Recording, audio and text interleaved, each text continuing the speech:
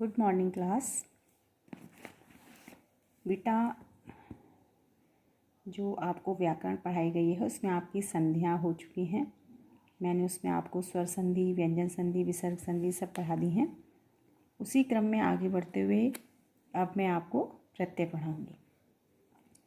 तो प्रत्यय को यदि संस्कृत वृत्ति इसको याद कर सकते हैं तो बहुत अच्छी बात है। उसमें है प्रतीयते विधीयते अनेन इति प्रत्यय। और इसका अगर आपसे कोई सबसे पहले पूछे कि भाई प्रत्यय है क्या, प्रत्यय के बारे में आप पढ़ रहे हैं तो प्रत्यय पता भी होना चाहिए कि प्रत्यय क्या है। तो आप बोलेंगे कि वे शब्दांश जो किसी भी शब्द के अंत में लगकर उसके अर्थ में परिवर्तन कर देते हैं उसे हम प्रत्यय कहते हैं। तो इसकी यही मैंने परिभाषा दे रखी है कि वे शब्दांश, कभी भी आप भूल के शब्द नहीं कहेंगे, शब्दांश कहेंगे, क्योंकि उपसर्ग और प्रत्यय दोनों ही छोटे छोटे अंश होते हैं, शब्दों के हिस्से होते हैं। तो वे शब्दांश जो किसी शब्द के अंत में, आप इस बात में बिल्कुल कंफ्यूज नहीं होंगे, प्रत्यय हमेशा अंत में लगते हैं जबकि उपसर्ग जो है वो शब्द से प्रारंभ में लगते हैं, शुरू में लगते हैं। तो यदि उपसर्ग इसके ठीक उल्टा है, वे शब्दांश जो शब्दों से पूर्व लगकर उसके अर्थ में परिवर्तन कर देते हैं उन्हें उपसर्ग कहते हैं। और प्रत्यय वे शब्दांश जो किसी शब्द के अंत में लगकर उसके अर्थ में परिवर्तन कर देते हैं उसे हम प्रत्यय कहते हैं। ठीक है बेटा। अब बात आती है कि प्रत्यय के भेद क्या हैं, कितने भेद हैं। तो मुख्य रूप से प्रत्यय के 3 भेद हैं। जैसे संधियों में भी था, संधियाँ भी मुख्य भेद क्या थे, स्वर संधि, व्यंजन संधि और विसर्ग संधि। इसी तरह से प्रत्यय के भी मुख्य रूप से 3 भेद हैं। पहला प्रत्यय का जो भेद है वो है कृत प्रत्यय, दूसरा है तद्धित प्रत्यय और तीसरा है स्त्री प्रत्यय। तो सबसे पहले आप कृत प्रत्यय के बारे में विस्तार से पढ़ेंगे, तब मैं आपको तद्धित के बारे में बताऊंगी। तो सबसे पहले आपको ये पता होना चाहिए कि कृत प्रत्यय किसे कहते हैं। प्रत्यय तो ये हो गया कि वे शब्दांश जो शब्दों के अंत में लगते हैं प्रत्यय कहलाते हैं। लेकिन उसी की जब कैटेगरी है कृत प्रत्यय तो वो पता होना चाहिए कि क्या होता है कृत प्रत्यय। तो वे प्रत्यय जो धातु, और धातु संस्कृत में किसको, क्रिया से मतलब होता है, जिसको इंग्लिश में हम वर्ब कहते हैं, हिंदी में क्रिया कहते हैं, वही धातु से वही आशय है। तो वे प्रत्यय जो धातु यानी क्रिया शब्दों के साथ लगाए जाते हैं वे कृत प्रत्यय कहलाते हैं। और कृत प्रत्यय फिर अंत में जिन शब्दों के होता है यानी कृत प्रत्ययांत शब्दों को कृदंत शब्द कहते हैं। ठीक है। मेन ये है कि आपको ये पता होना चाहिए कि कृत प्रत्यय क्या होते हैं, जो धातु के साथ लगाए जाते हैं। धातु मतलब क्रिया के साथ लगाए जाते हैं। इसी को इन्होंने उदाहरण से समझाया है।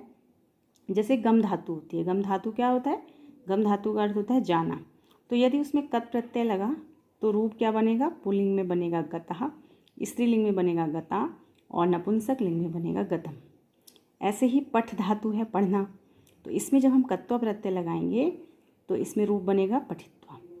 तो ये सब क्या है, पठ भी क्या है, धातु है कि नहीं है, क्रिया, और गम भी क्या है, धातु है, क्रिया है।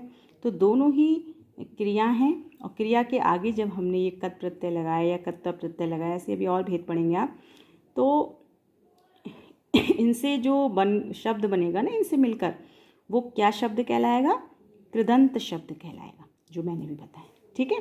तो ये सभी, तो इस प्रकार ये सभी जो गता है, ये जो मैंने बताया गतः, गता, गतम और पठित्वा, तो ये सारे के सारे शब्द क्या हैं, कृदंत हैं। क्यों हैं, क्योंकि ये धातु के साथ लगे हैं, प्रत्यय हैं और धातु के साथ लगे, धातु के अंत में लगे। ये बात हो गई कृत प्रत्यय की परिभाषा की। उसके बाद अब हम कृत प्रत्यय के भेद पढ़ेंगे। उसी क्रम में सबसे पहले आप पढ़ेंगे कत प्रत्यय, इसमें आधा क और ता। तो ये एक भूतकालिक प्रत्यय है? अर्थात कत प्रत्यय क्रिया की समाप्ति का अर्थ बताने के लिए लगाया जाता है। तो आप जब प्रत्यय पढ़ेंगे तो उनके बारे में आप 2-3 बातें मुख्य रूप से याद रखिए। ज़्यादा आप विस्तार से नहीं समझ सकते तो मोटी मोटी बातें ये याद रखिए।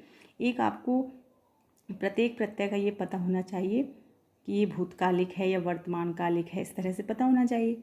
दूसरी बात, ये किस अर्थ में लगता है और जब ये शब्द में दिखता है तो ये किस, उसका क्या बचा हुआ शेष क्या रहता है इसमें शब्द। तो ये 2-3 बातें यदि आप याद रहेंगी आपको तो आप प्रत्यय को समझने में आपको दिक्कत नहीं होगी, या शब्दों में से आपको प्रत्यय पूछे जाएंगे तो आप फटाफट बता पाएंगे। तो जैसे कत प्रत्यय पढ़ रहे हैं तो सबसे पहले ये भूतकालिक है, यानी कि ये क्या करता है, जब क्रिया की समाप्ति का बोध कराता है। इस प्रत्यय के लगने से लगता तो क्रिया के साथ तो लगते ही हैं, क्योंकि जब कृत प्रत्यय का भेद है तो कृत प्रत्यय तो लगते ही क्रिया के साथ हैं। तो जब क्रिया की समाप्ति का कोई अर्थ बताने वाली बात होती है तब हम इसको कत प्रत्यय लगाया जाता है, और इसका क्या शेष रहता है, ता शेष रहता है। ठीक है, कत का आपको शब्द में क्या दिखाई देगा, ता शेष रहेगा। फिर इसके उदाहरण हैं, जैसे ये अर्च शब्द है, अर्च मतलब अर्चना करना, पूजा करना, तो इससे हमने पुल्लिंग में बना अर्चितः, स्त्रीलिंग में अर्चिता और नपुंसकलिंग में अर्चितम। ऐसी अस धातु है होना, तो भूतः स्त्रीलिंग में भूता और नपुंसकलिंग में भूतम। क्री धातु है करना, कृतः कृता कृतम। कथ धातु कहना, कथितः कथिता कथितम। दृश धातु है दृष्टा, दृष्टः दृष्टा दृष्टम। ठीक है, अब आप इसमें क्या देख रहे हैं कि मैंने भी क्या बताया कि कत का ता शेष रहता है। तो आप देखिए सभी में आपको ता दिख रहा है ना। यहाँ पे जो ये तो संधि से हुआ है ता को टा, लेकिन वैसे क्या है, सब जगह आपको क्या दिखेगा, ता दिख रहा है ना। दूसरी बात, इसका अर्थ भी पता होना चाहिए। पूजा किया हुआ, पूजा की हुई। ठीक है, तो मतलब क्रिया की समाप्ति का बोध कराने वाला। किया गया, की गई, है ना, कहा गया, कही गई, देखा गया, देखी गई। तो ये सारे के सारे क्या हैं, भूतकालिक हैं। तो मैंने क्या बताई थी, मेन आपको ये पता होना चाहिए कि ये किस अर्थ में लगता है। तो ये क्रिया की समाप्ति का बोध कराने के लिए लगता है, और इसका क्या शेष दिखता है शब्द में, तो ता शेष दिखता है कत प्रत्यय का। अब आता है आपका दूसरा कत्वतु प्रत्यय। ठीक है, तो ये प्रत्यय भी क्या होता है, भूतकालिक ही है। ये कत्वतु प्रत्यय भी एक भूतकालिक प्रत्यय है, और यह भी क्रिया की समाप्ति का ही बोध कराता है। कत्वतु प्रत्यय का प्रयोग कर्तृवाच्य में होता है, जबकि कि जो अभी आपने कत पढ़ा था वो हम भाववाच्य या कर्मवाच्य में उसका प्रयोग करते हैं। और कत्वतु का क्या शेष रहता है, कत्वतु प्रत्यय का तवत शेष रहता है। जब आप शब्द में देखेंगे तो उसका कत का तो ता शेष था, और कत्वतु का आपको तवत शेष दिखाई देगा। इसी का देखिए उदाहरण दे रखे हैं, बल्कि मैंने शुरू की 2-3 जो उदाहरण हैं वो वही लिए हैं। जैसे अर्च से जब कत लगा था तो अर्चितः, अर्चिता, अर्चितम बना था, लेकिन जब कत्वतु लगेगा अर्चितवान, अर्चितवती और अर्चितवत। क्री से उस समय क्या बना था, कृतः नहीं बना था, कृतः कृता कृतम। इसमें क्या बनेगा, कृतवान, कृतवती, कृतवत। उसमें बना था भूतः, भूता, भूतम कत में, लेकिन इसमें अस धातु से जब कत्वतु लगेगा तो भूतवान, भूतवती और भूतवत। ऐसे गम से गतवान, गतवती, गतवत, और दा धातु यानी देनार्थ में दत्तवान, दत्तवती, दत्तवत। तो मैंने तो 5-5, 6-6 उदाहरण दिए हैं समझाने के लिए। तो इसमें आपको कत्वतु में क्या शेष रहता है, तवत शेष रहता है। तो आप देखिए, ये देखिए तवत है ना। अब इसमें तो प्योर आपको तवत दिख रहा है, नपुंसकलिंग में दिख रहा है ना, लेकिन इसमें पुल्लिंग और स्त्रीलिंग की वजह से थोड़ा सा वान वान वान दिखेगा, इसमें वती वती वती दिखेगा। इसमें आपको प्योर, उसमें बिल्कुल शुद्ध रूप से तवत दिख रहा है। तो यही आपको इनकी पहचान रखनी होगी। ठीक है बच्चों, अब हम कृत प्रत्यय को ही पढ़ते हुए जब आगे बढ़ेंगे तो अब हमारा तीसरा प्रत्यय आता है। ये बहुत ज़्यादा, वैसे तो खैर वो भी होता है, लेकिन ये प्रत्यय भी बहुत ज़्यादा प्रयुक्त होता है। तो कत्वा और ल्यप प्रत्यय, जब 2 क्रियाओं का कर्ता एक ही होता है तो जो क्रिया पूरी हो चुकी होती है उसे बताने के लिए क्रिया के साथ कत्वा प्रत्यय का प्रयोग किया जाता है। कत्वा प्रत्यय का त्वा शेष रहता है। अभी मैंने बताया ना, आपको प्रत्येक प्रत्यय में ये याद रखना है कि ये किस अर्थ में लगता है और इसका क्या शेष रहता है। तो कत और कत्वतु क्या थे, दोनों भूतकालिक थे। एक कर्तृवाच्य में लगता है, एक भाव और कर्मवाच्य में लगता है। कत का त शेष रहता है, कत्वतु का तव शेष रहता है। यही सब था। अब कत्वा में क्या है, कत्वा कर के अर्थ में लगता है, और ल्यप भी करके ही, चलो नीचे बताऊंगी, ल्यप भी, दोनों ही प्रत्यय कर के अर्थ में लगते हैं। लेकिन जहाँ पर क्रिया हो रही है 2 और उसको कर्ता जो है उसका वो एक ही है, जब दो क्रियाओं का कर्ता एक ही होता है तो जो क्रिया संपन्न हो चुकी होती है उसको शो करने के लिए, उसे बताने के लिए क्रिया के साथ कत्वा प्रत्यय लगाया जाता है। कत्वा का त्वाशेष रहता है जब, और यह प्रत्यय कर के अर्थ में लगाया जाता है। इस चीज़ को आप उदाहरण से समझ सकते हैं। राधा पुस्तक पढ़कर पत्र लिखेगी, तो राधा पुस्तकम पठित्वा, पठ यानी पढ़कर ना, तो पठ धातु का मतलब होता है पढ़ना, तो जब इसमें कत्वा प्रत्यय लग गया तो पठित्वा शब्द बन गया। तो राधा पुस्तकम पठित्वा। अब इसमें क्या है, कर्ता तो राधा है, क्रिया को जो संपन्न करता है वही कर्ता होती है। तो छोटी छोटी बातें हैं, सब पता होनी चाहिए, होंगी पता।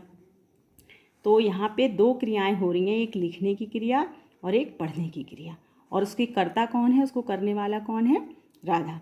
तो जो क्रिया संपन्न हो चुकी होती है, ऊपर मैंने भी ये तो बताया, जो क्रिया पूरी हो चुकी होती है, तो इसमें पढ़ने की क्रिया पूरी हो चुकी, तो उसमें हम कत्वा प्रत्यय लगाते हैं और कत्वा का त्वाशीष रहता है, ये तो बताएं। तो राधा पुस्तकम पठित्वा पत्रम लिखिष्यति। हो गया होगा क्लियर कि भाई दो क्रियाएं हैं। मैंने भी ऊपर बताया था कि जहाँ पर दो क्रियाओं का, जब दो क्रियाओं का कर्ता एक ही होता है, तो यहाँ पे दो क्रियाएं हो गई, एक पढ़ने की क्रिया हो गई, एक लिखने की क्रिया हो गई। तो उसमें जो क्रिया संपूर्ण हो चुकी होती, संपन्न हो चुकी होती, पूरी हो चुकी होती है, उसे बताने के लिए क्रिया के साथ कत्वा प्रत्यय लगाते हैं। तो यहाँ पे पढ़ने की क्रिया पूरी हो चुकी, इसलिए उसमें कत्वा प्रत्यय लगा और फिर शब्द रूप बना पठित्वा, और फिर लिखने की तो उसमें वैसे ही बनेगा जैसे। आगे बात समझिए। अब इसके भी उदाहरण दिए हैं। जैसे दा धातु का अर्थ होता है देना, इसमें कत्वा प्रत्यय लगा तो शब्द रूप बना दत्वा। इसका अर्थ क्या होगा, देकर। नी माने ले जाना, कत्वा प्रत्यय लगा तो नीत्वा यानी ले जाकर। दृश्य माने देखना, कत्वा प्रत्यय लगा दृष्टवा देख कर, क्योंकि मैंने कहा ना, अभी बताया था कि ये कर के अर्थ में लगता है। पा माने पीना, कत्वा प्रत्यय लग के शब्द रूप बना पीत्वा और इसका अर्थ हुआ पीकर। भू माने होना, कत्वा प्रत्यय लगा, इसका अर्थ हुआ होकर। भूत्वा रूप बना और इसका क्या अर्थ हुआ, होकर। ठीक है। अब आता है आपका लेप प्रत्यय। तो सेम है, जैसे कत्वा प्रत्यय है ऐसी कत्वा प्रत्यय के ही समान लेप प्रत्यय भी लगता है।